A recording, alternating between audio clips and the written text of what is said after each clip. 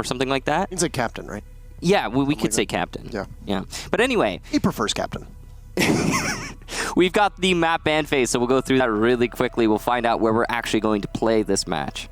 Coastline! Coastline. We're going to go to Spain. So that's going to be our very first match. Not a lot of Coastline through the matches that we've done in Pro League, actually. No, actually surprisingly little Coastline. Yeah, it is one of the more balanced maps we have out there, of course, with that win-loss being kind of even on the attack-defense. But a lot of teams, there are many players and teams that just don't like this map. Whether or not it's a good map is still up for debate, I'd say. But, Anyway, who do you think is going to win this?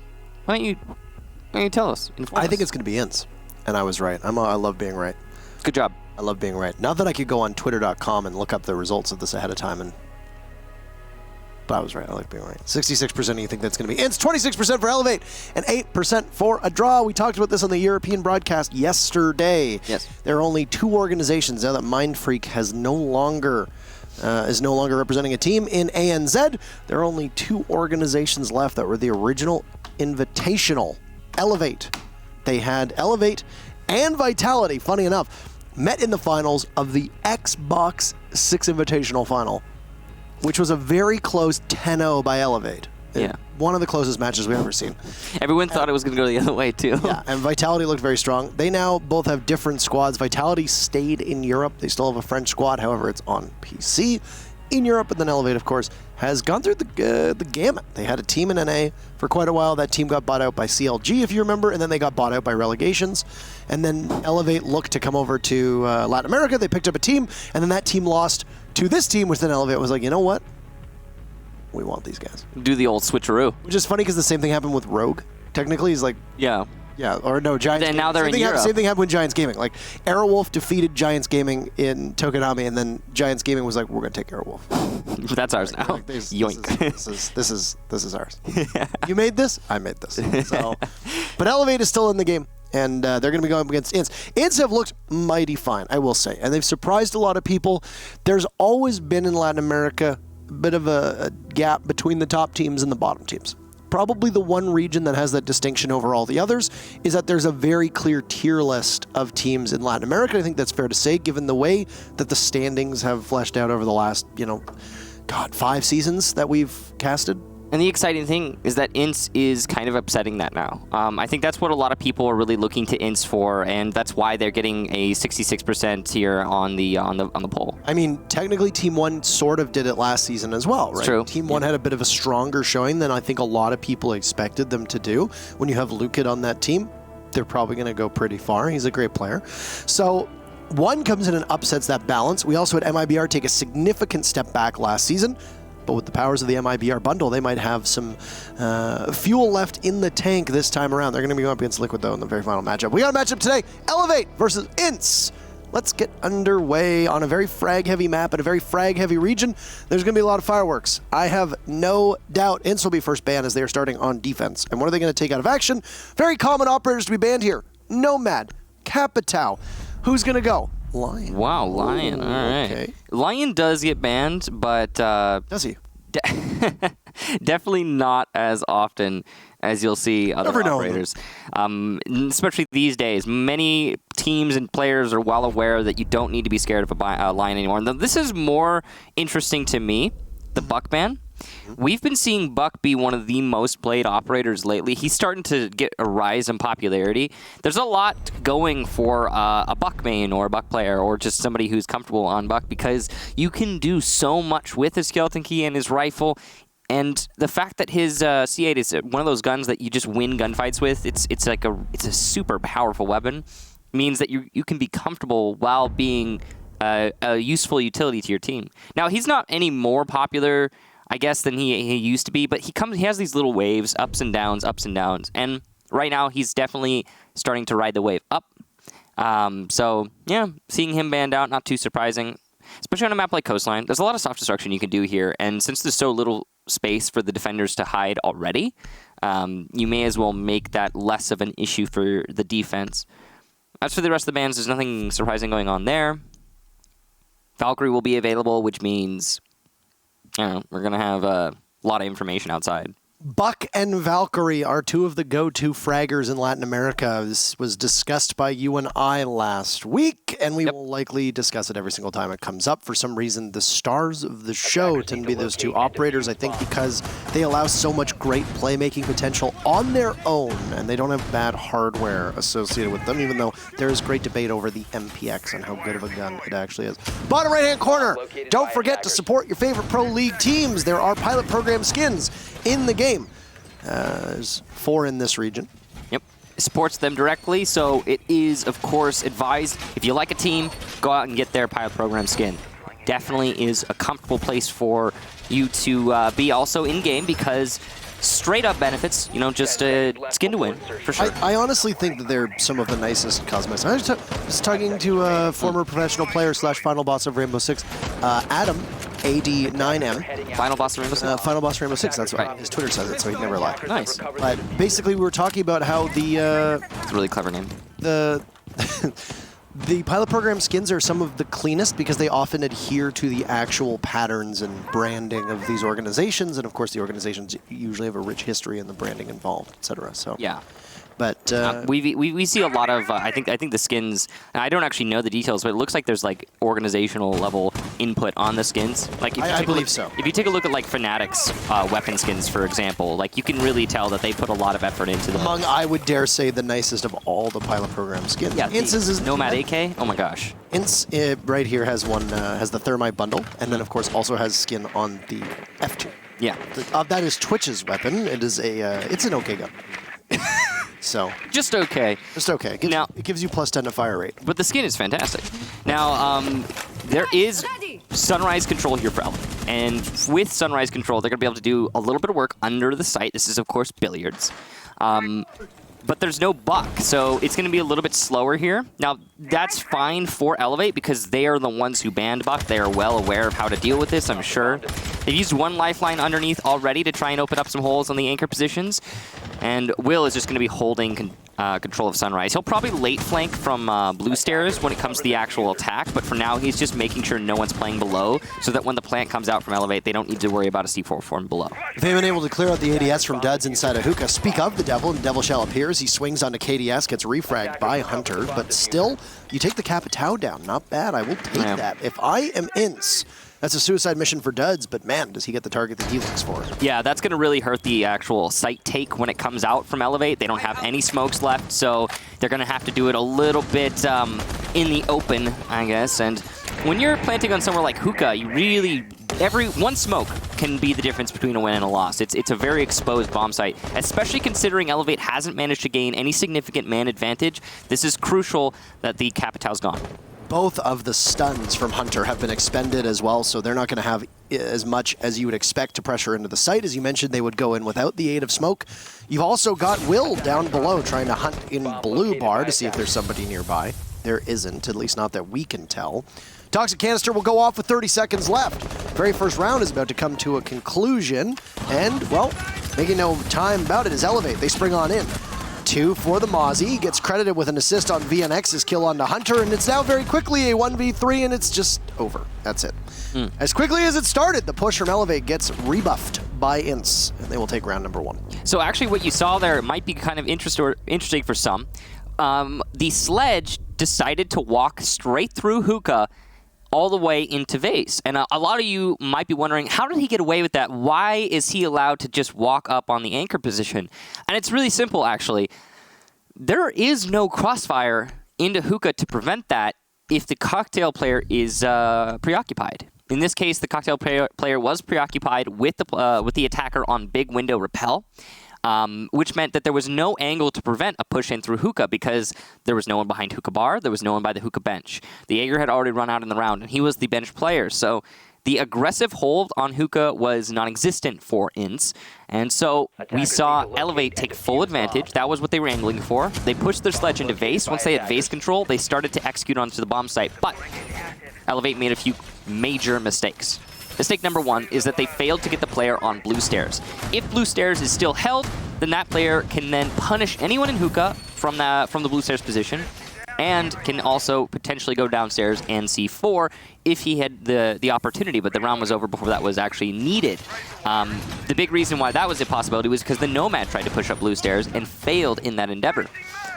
Mistake number 2, and this is the bigger one in my mind, they didn't even lock down the cocktail bar player. Again, they distracted that player, it was the smokes, for a pretty decent chunk of time, but they didn't lock him down, they didn't get the kill. So the crossfire between blue and cocktail bar allowed for a retake for INTZ, and more importantly, I would say even than that, there was limited fragging power from Elevate when they went for that push. They didn't get very many kills, and they didn't actually establish control of a position to plant. It looked like they were just trying to go for frags. But it happens. Elevate will have to try better next time when they get to billiards later in this first half. For now, it's a double bar defense from INTZ, up 1-0. Capitao would have obviously had a very significant impact on that round. I couldn't tell when he perished if he still had access to those firebolts or not. But think about it. You had the Maestro playing right outside of the door on Hookah at the top of Cool Vibe Stairs. What's a great way to get him out of there? A fire arrow. Not just that, the cross that was being held from INTZ looking towards the Hookah door could very easily be smoked off, as you noted. And this is the man of the hour right here. Duds trades off yet again. He gives his life away, but he manages to take the sledge down with him ahead of time. That's a lot of soft destruction that's now going to fall squarely on the shoulders of Hunter. That's the frag grenades. That's a pretty respectable gun in the L85. And really, the way that INTZ is using this Jaeger is to get that opening pick and then likely go for more. And if not, worst case scenario, you've at least leveled it at a 4v4. And because the attackers are going to be so frag and utility heavy, very worthwhile for INTZ. They'll pick up a second kill as Alamo takes down Hunter, and there's more utility off of the board with the Zofia removed, likely carrying some breaching charges, so tough strokes. Yep, it's a good add 2 from Alamo, and as Elevate now in 3 versus 4, they don't really have control of much. They've just managed to take Hookah, and yeah, that's valuable, but it doesn't actually give you any serious site control. You could see that KDS is trying to cut off rotation using this hole in the floor, and yeah, he could do that, but no one's actually using the rotation, so he'll have to rotate himself to get a better angle on these defenders. Vitz is opened up on from above using those breaching charges. I believe that's the IQ. Lots of damage being done, actually. 50 damage done from just breaching charges. A little bit of response there using a gas canister. They had seen Will using the breaching charges before on Hookah. It's a smart thing to do. Of course, when you're attacking Hookah, you're not going to need those breaching charges at all because there's no verticality that you're going to need to take into account. You can't destroy the roof, for example. Soft destruction will be exceedingly helpful, though, when you lord over top of the defenders. There goes the smokes from KDS. We'll see how effective they are. C4 does not connect. Still an advantage for INTZ with 20 seconds left. This is called the cut and thrust. And the tickles from the smoke will miss. KDS picks up 2 more kills. He's got 3. That'll be all she wrote, though, as VNX guns him down. Diffuser going. Souls will get the coverage. VNX rotates on in, and he gets picked off by Will. Elevate had a lockdown on that site as they get the objective off.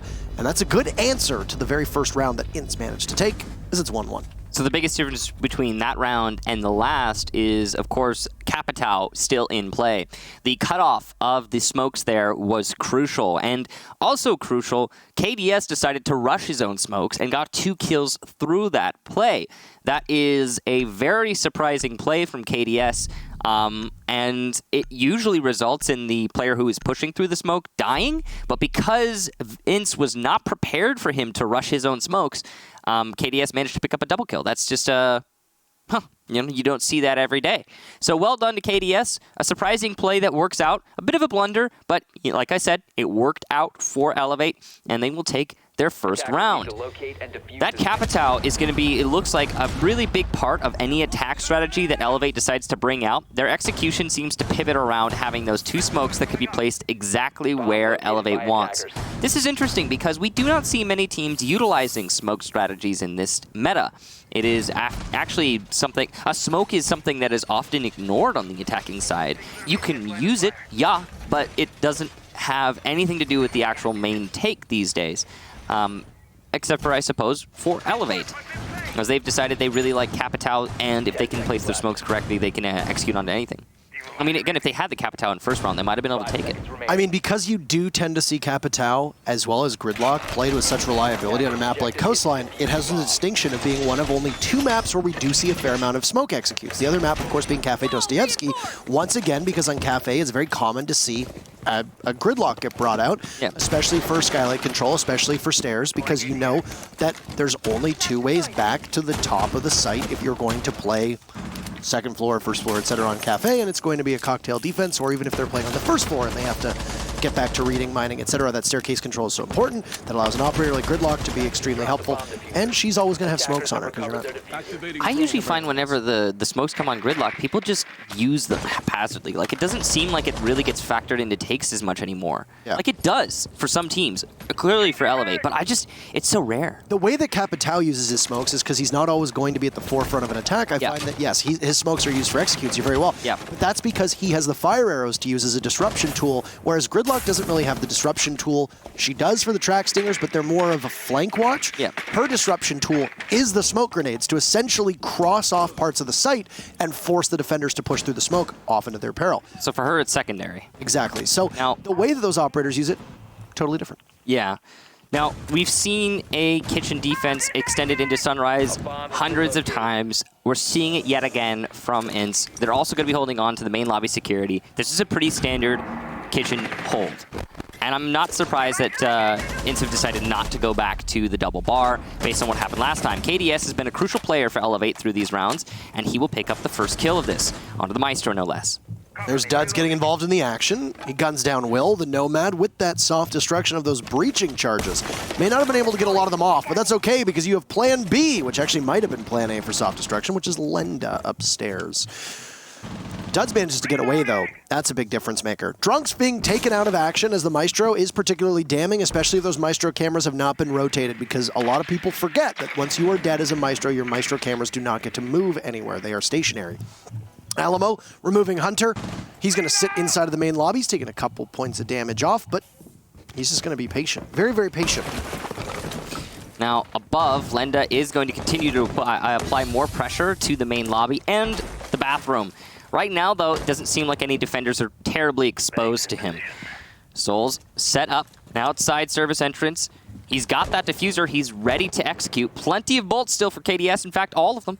But there's still a defender in security, which means you can't utilize that main lobby to the fullest extent that you want to. KDS will push into the main lobby regardless. Alamo's going to hear this. Lenda will get Vitz on the site take, but there goes the Capitao. Well done to Alamo, getting his second kill of the round. Soul's on the rush. He's got little HP, and he's going to lose it to the MPX. Save that, actually. It's Alamo, again, from the main lobby, getting his third kill. Will it be the fourth? Yes, there it is. Beautiful positioning from Alamo in security, and it didn't seem like Elevate had anything to go and answer onto this player. I was going to say, it was a good reaction from Alamo, but rather that the sledge was just sitting there, and I believe Emzo called them default camps.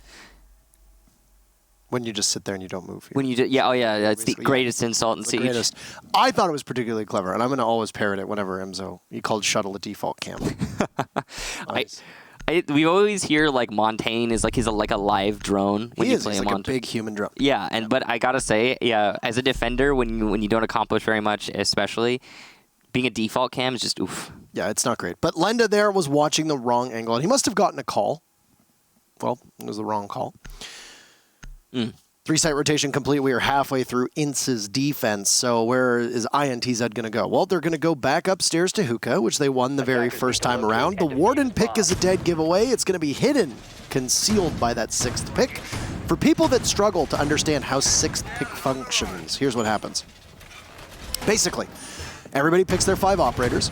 Then you have time to essentially have a do-over, and one person on the team gets to swap out their operator, and it is not revealed to the opposing team. So they think that, I can't even remember what operator it was because I didn't check, but Drunks is going to be running the Warden.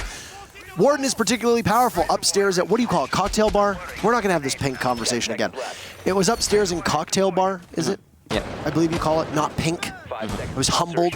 I was humbled in that moment. Everybody has different callouts on all these maps, and I think especially on Coastline, like there's several different places that are pink. So, well, I mean, I had a number of North American pros get on their galleons, their steeds, and ride to my defense to say, no, that is indeed what we call pink. Because yeah, well, I mean, and of course, the pros are not always. Attackers dropped the diffuser. Right. Wow. Yeah. That's not. I know. It's not correct. It's terrible. Merc rode to my defense. Did you see what Merc did to E United last week? That man's never wrong. Okay. After that happened, you know, never. And there goes Alamo. Alamo getting gunned down early. Looks like it was from the skylight, and you got to be very careful about that. 30 seconds in, very much a given that somebody is likely going to be watching the skylight. So that's one of the issues that defenders have, is that once you're past that 30 to 40 second mark, you are really constrained as to where you're going to rotate, because there's that huge pit in the middle that an attacker can just sit on, and, well, there's no coverage for you as a defender. Right. It's a C4 that's down from INTZ as well. That means that they might only have one C4 available at absolute most. Hunter's almost in the site. He has full Aqua control, watching over towards luggage. Lenda finds a second kill onto Duds, and this round might be over before it even started. There's been no bounce back from INTZ. You can see Elevate hasn't taken a single point of damage yet. Lenda applying a lot of pressure to Cocktail. Vitz, player who is feeling that pressure, will have to rotate. Might be able to play in some of these positions not too exposed to the holes. Because of how low that was placed, you're not going to have a great angle from the roof as the attacker. You can see VNX is trying to challenge the player on the skylight. You can hear him on the east side. And there's the peek. Ooh, but missed shots from VNX, and the opportunity slips away. Lenda now aware, and he is being challenged. There's plenty of time for Elevate to execute in from Aqua, but he's just waiting for his opportunity. He's not trying to rush. You can see that Hunter is the player on Aqua actually just holding out. Vitz will use his smoke as he's forced back from the firebolt. You can see Drunk still inside of Hookah, so he'll give a good crossfire onto the Aqua take. Speaking of these smokes, they go right on in. Hunter goes for the plant. This is not an ideal spot because he's very primed and ready to be greeted with the C4, which will go off. Doesn't do any damage, though. Hunter has to evacuate as Vitz pushes all the way up, and there's some toxic canisters that are being thrown out at Hunter's feet. He's going to absorb some of that damage. 30 seconds left, though.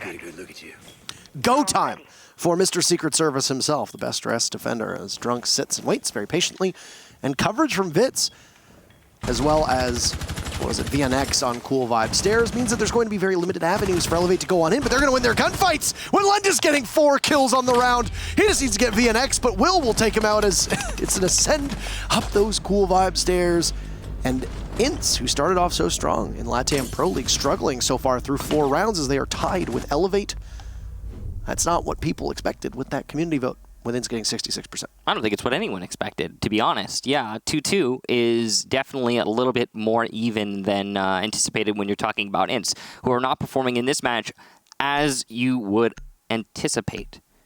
Now, I want to quickly go backwards and let's double take on this pink thing. There's like at least 3 things that are pink on this map that I know of off the top of my head. Why are we going back to? There's the cocktail bar, there's billiards, and just then leave it. I lost. I lost the fight. No. I lost.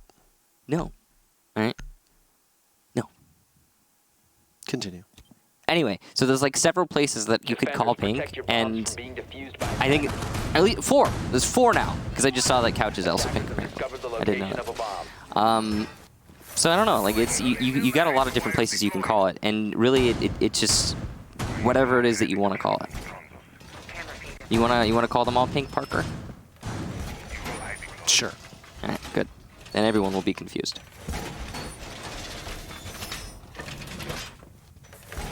I would like to record to show that I am extremely resentful of the fact that you continuously rub in my face that I was incorrect about a call one time.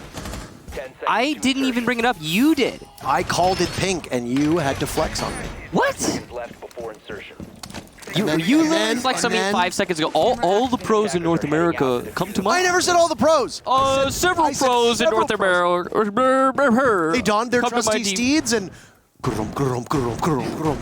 they galloped. Actually, we call cocktail bar pink.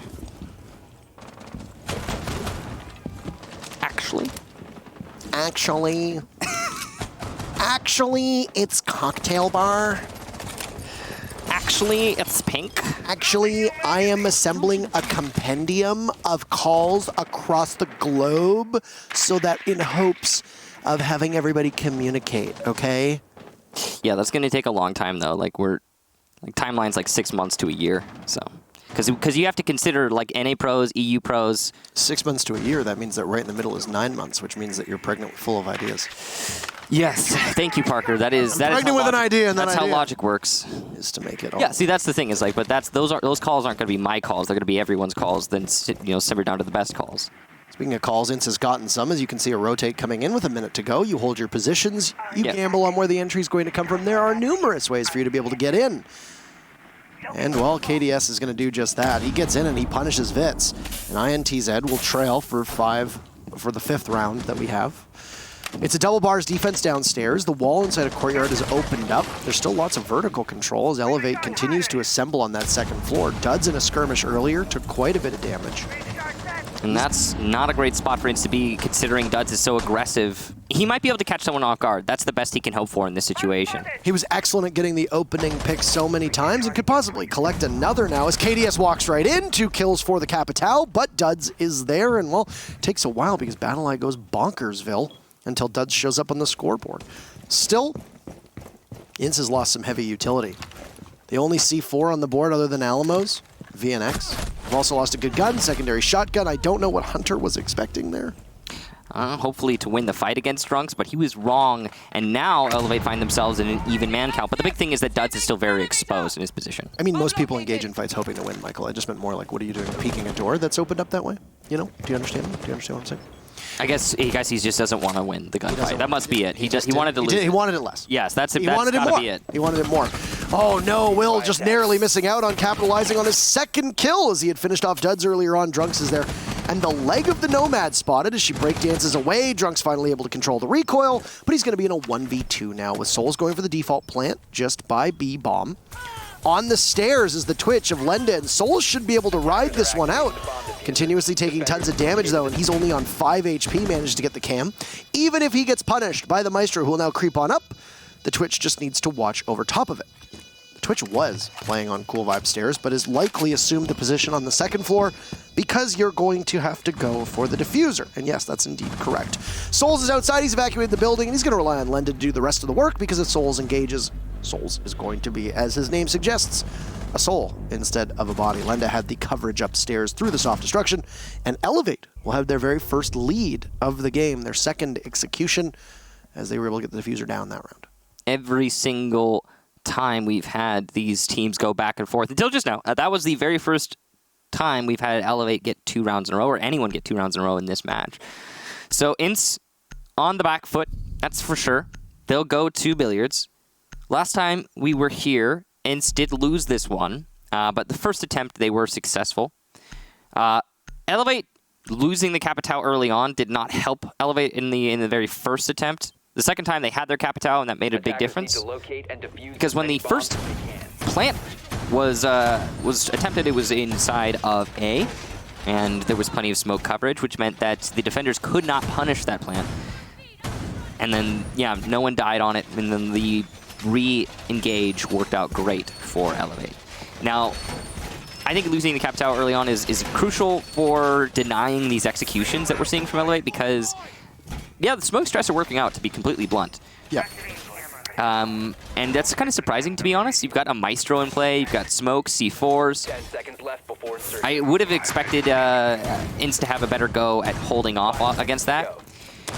Right now, though, I mean, a big thing also is that we're seeing Elevate really frag out. Lenda, for example, got a 4K in the last Billiards attack, and that was, I think, the saving grace for Elevate. Because if not for that, INTZ might have been able to just hold out and deny the plant for the entirety of the round.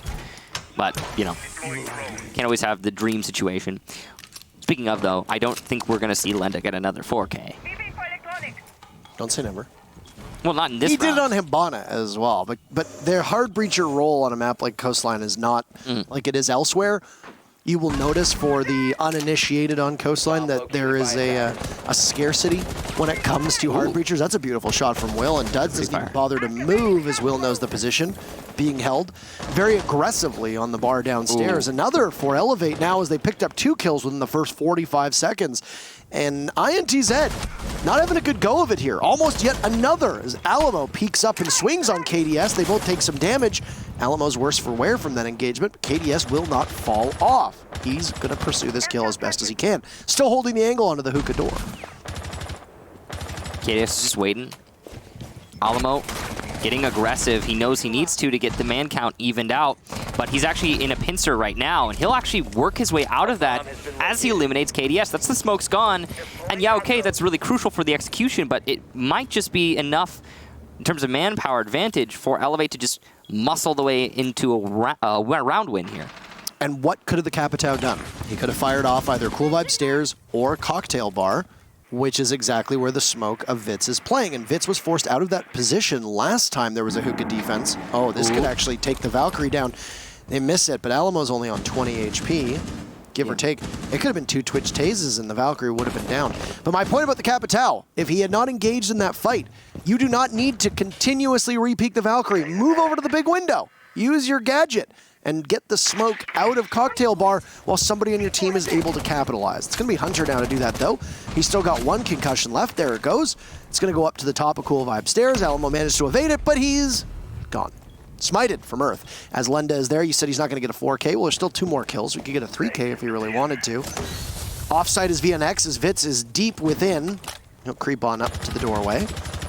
Elevate's assembled on the hookah balcony, waiting patiently as Will is on this flank route, but he misses his shots on the VNX. He's hidden amongst the debris. A second for VNX as he swings onto Lenda and capitalizes on Repel. This is a tough spot, as VNX will need to be wary of the play on the windows. Vitz has been down, so the tiny bit of HP that the Legion has, that's it. He takes 1, looks for the second. He's missing an awful lot of shots, and by the skin of their teeth, Elevate will hang on. Hunter was so close, almost lost it. Souls fell in front of him. Elevate will take the first half by a score of 4-2, an impressive half for sure against a team that has looked so strong in Latin America. Yeah, a very big win there for Elevate in the first half. Of course, though, this is that attacker-sided map. Well, it's not. It's actually nice and it's pretty even. But yeah, no, I'd say that is a winning half for Elevate. INTZ are going to have to work double time to make up for a lot of those losses. We had a couple rounds where, honestly, INTZ should have taken it, but they just let it slip through their fingers. I'd say the second Billiards defense is a great example of that. It's not an impossible recovery here for INTZ, especially considering their track record. You kind of expect it even, but it's not going to be an easy one. INTZ decide to bring a Jackal instead of a Capitao, and that's going to give them smokes, yes, but also more importantly, they'll be able to clear out the roamers. There's also a Dokkaebi being brought, which is a very powerful roam clear as well. They clearly do not want to deal with any off-site presence from Elevate. There's a Nomad being brought, which is just one of those operators that's going to lock down your flank routes. So pretty much everything here is focused on one point, and that is off-site presence is a big no for Elevate. And it'll be hard for the defenders to persist anywhere but on the site. Even then, that's going to be difficult when you've got probably some breaching charges on the attacking side, and thus some soft destruction. So if the attack gets upstairs, it'll be hard for the anchors to stay alive for too long. We'll see what actually happens, though, strategy-wise from INTZ, because they could do a lot of different things with this lineup. They could execute onto Sunrise, they could execute them, onto the main lobby, they could take above. It's really whatever they're comfortable doing, because they've got a versatile kit. Activating drone.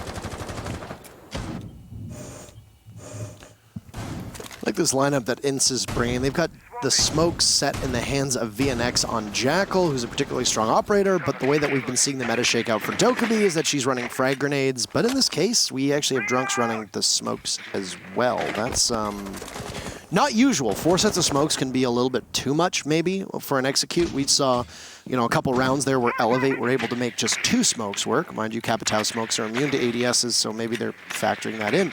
But frag grenades are absent from INTZ's lineup. They could have been very useful in Drunks' hands. Lenda's been downed, so INTZ have a good start that they need. If this information's not known to them, they might be able to capitalize off of that, as there goes a logic bomb, and indeed Duds is able to capitalize. They'll find the very first kill. So INTZ needs a couple more rounds like this in order to close that gap that Elevate created in the first half. It was risky of KDS to rotate from that big window open like that. It could have been very easily picked off. Somebody's very commonly repelled up there. So it is a top clear here, but nothing eventful has happened thus far. Just a little bit of roam clear going on and a stall out. Now the soft destruction comes into play. The question is how many breaching charges are on attack. We don't know. We won't until we start seeing them get placed. Will trying to challenge above. Nothing happening of it so far. VNX denying the rotation, and he will see smoke but miss all of his shots. Will persists. And that's going to be crucial when it comes to the site take, especially as we get to the last minute of the round. Having smokes in play will severely hurt the attack. Looks like hacked cams here for INTZ. Zed. Sure. Please, it's very important. 45 seconds, the C75 will rip open the doorway towards service where Will is playing. He's still got all of his toxic canisters left, perfectly timed if he wants to toss them out. And the members of INTZ are going to have to run through to their peril. KDS finds Elevate's very first kill. It's going to be on the Dokkaebi. No annoyance or nuisance that's going to come, and I don't think she was able to get her smoke grenades off either.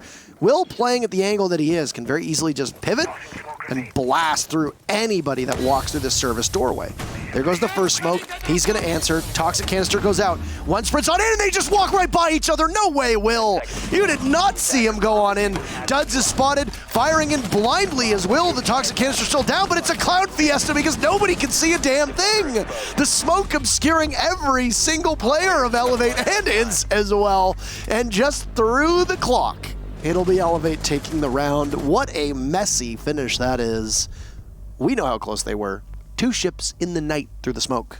Nobody in the wiser. Elevate edges ever closer to match point. Big win there for Elevate as they managed to hold out the round. And Clown Fiesta is a great way to describe that round. It was definitely very interesting to watch. Complete mess is another way that you could put it. Most of it comes down to the fact that INTZ waited way too long to go for their take. Another thing that was pretty crucial in that round is how they positioned their smokes. Not the gas canisters, rather the smokes. Right in the doorway is only appropriate if your exclusive take is the doorway. Like if all you're going to do is plant in the doorway, sure, yeah, you can smoke right in the doorway. But that's not possible because there's C4 in play and there's gas canisters in play still. So that is a really, really not good idea from the attacking team. If you're going to plant deeper, then you should smoke deeper so that you can contain service entrance.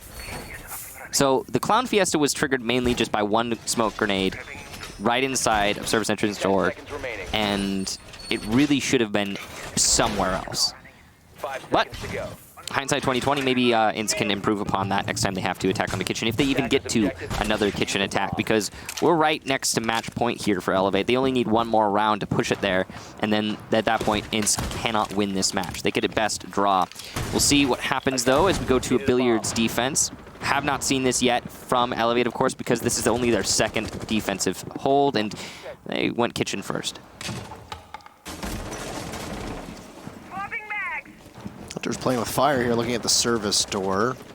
All of Elevate are actually playing with fire. This is a deep roam from them. They can end up finding themselves getting picked off one by one if they just lose these engagements, which in a region like Latin America, pretty common that you're going to lose those engagements. So I think the call is made from Elevate to scamper off, and they fall off of their position.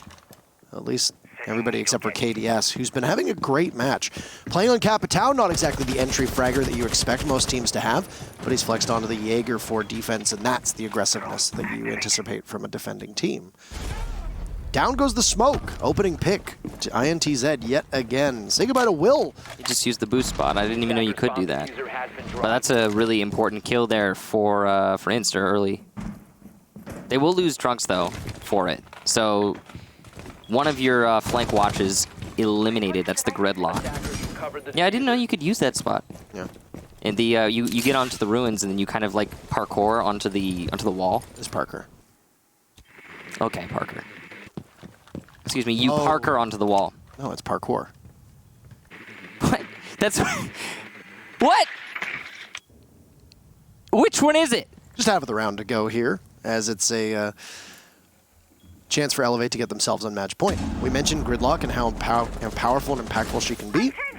Well, she's not going to be here at all. She's been removed earlier on. Oh, not another one. Here goes a frag grenade, and it'll get souls too. Grenades put to great use now from INTZ, as Alamo takes 2 people down with those grenades. Yeah. Soul's been picked back up, though. So at least you've downed the Maestro. That frag grenade was essentially worth 80 HP. Quick reminder, guys, when you are playing in Pro League or in any competitive setting, you do not have point notifications unless you... just so for those that don't know, he wasn't aware he had downed the Maestro, and that's why he didn't go in to secure the kill. So we'll see that Maestro persist, and on low HP, so that's really... it's still beneficial for INTZ. A plant attempt here from Alamo, and there's no denial from the defense. Vitz with some really good cover will eliminate souls. Only took 1 bullet. C4 comes out, but comes out way too late. KDS on the flank from Luggage. He could do some serious work here. Hunter's got to rotate into Cocktail Bar, and he's got to deal with VNX on Repel. Will he even challenge? No, he's not going to try. VNX will shut him down nice and easy, and INTZ, with a well-put-together execution, will get their first round in 5. That is, it took him a long time. Yeah. Quite a run that was put together from Elevate to take those 4 rounds, put them on the board, and close out their attack, and now we'll see if INTZ can replicate that success. We note that Coastline does tend to be a very attacker-favored map. Consulate is also up there, as we saw from the statistics yesterday. But it really comes down to the aggressiveness that's played. And Elevate has been taking lots of gambles on defense. We saw the 3-person roam on Hookah playing very deep off-site with KDS over by Luggage. You had both Lenda and was it Hunter downstairs in Kitchen. That left just the Maestro and Smoke on site, and the Smoke was the very first death because INTZ read into it and knew to attack the site. That's part of the problem with these heavy roam plays. If you stack too much off-site and they're not connected well enough to the actual anchors, then the attackers can pick it apart and just charge the site and overrun your remaining defenders. Doesn't help as well that Alamo was so successful and accurate with those frag grenades that nobody from Elevate was going to be able to stop it. ADSs are great. They don't work when you're throwing frag grenades from below. So if you're blowing people up underneath, no ADS going to be able to stop that. It's Double Bar's defense, as we have not seen any Penthouse Theater, as is the case on most Coastline games. We have now seen the Double Bars 3 times. We have seen Kitchen 3 times. We have seen Hookah 3 times. So, it's pretty even, eh? Yeah. Hey, pretty even, hey? Yeah. Hey? We've seen Hookah 4 times, though. Oh, we have, actually. Yeah. Damn. I missed that last one. Kitchen 2 times. Double Bar. This is the 3rd time. 2, 3, 4. The patterns, maths, stonks. Yeah, that one's not really appropriate. Doesn't make any sense. Doesn't. That's fine.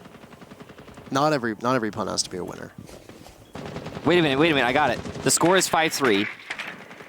3 minus 5 equals 2. That means G2 gets the invite. I mean, I don't see any flaw in that math. Exactly. I don't think any. Perfect logic. Yeah, it's perfect logic. KDS is under fire. He'll drop through the main lobby, and with Coastline, you can rotate to the other side of the map within 5 seconds. So he is as good as gone, unless you're able to have an operator whose specific job is to track people. I wonder who that could possibly be. Just kidding, it's Jackal in the hands of INTZ. That'll be VNX tasked with trying to discover the location of this Jaeger. Since it's a double bar defense, the stairwell that is called Cool Vibes, which is being watched by the Smoke, is going to be pivotal. Vitz is tantalizingly close to the Smoke's position, who's playing down below. No, Vince is able to get the drone work required to figure out the Smoke's location. It was Will who was the very first casualty for Elevate, and you know how good those toxic canisters can be in the very final 30 to 40 seconds. Which we are getting very close to approaching. Hunter trades out a C4 for his life. He's been down in the doorway. Can somebody recover him? No, he might just be a mobile drone. Could be saved. He could end up being saved. There's a toxic canister that's actually going to extend a little bit farther than I think Elevate wanted it to. Oh, Lenda's actually going to get Hunter on the pickup there. Made it through the cross. Takes a lot of damage in the process, though. Yeah, but I mean, another player in play here for Elevate, and with INTZ on a -1 here on the man count, that could actually work pretty heavily in Elevate's favor, even though both these players are on low HP. They could just get an explosive kill as they hide in this corner and wait out the round. This is going to be a frag fest, though, as INTZ is just sitting by the windows. They'll lose another body. Down goes Vitz. Now goes Duds as well. KDS picks up 2 kills. The Jaeger, who was able to escape earlier, making them pay for not being able to find him. Hunter got picked up, and surprise, back from the dead. He does his best disappearing act on Drunks, and now VNX above has 20 seconds. This is going to be match point for Elevate, and a guaranteed 1 point, which means that INTZ will not be successful. That is a stunner. VNX doesn't really have anything to go with. 10 seconds, he's just going to toil above. It's definitely really surprising that Elevate is going to take at least 1 point out of this. I think a lot of people, as we saw from the community vote, but also from just pretty much everyone's predictions. Yeah. A lot of people thought INTZ would have this one pretty easily. And if you look at the previous records of both of these teams, I mean, Elevate's not really winning any trophies right now. They're 0-1-1, which means they have no wins, 1 draw, 1 loss. Meanwhile, INTZ is in second place for Latin America. And they didn't just beat nobodies to get that second place. They beat Team Liquid and they beat MIBR. And that not only surprised people, but set INTZ in a position in Latin America where people anticipate INTZ winning, especially against teams like Elevate, who've been struggling against... They drew Black Dragons in the first play day. They lost a phase, and it was a stomp, a 7-3. This is a result that I think is going to catch a lot of people off guard, and it is going to call back into question the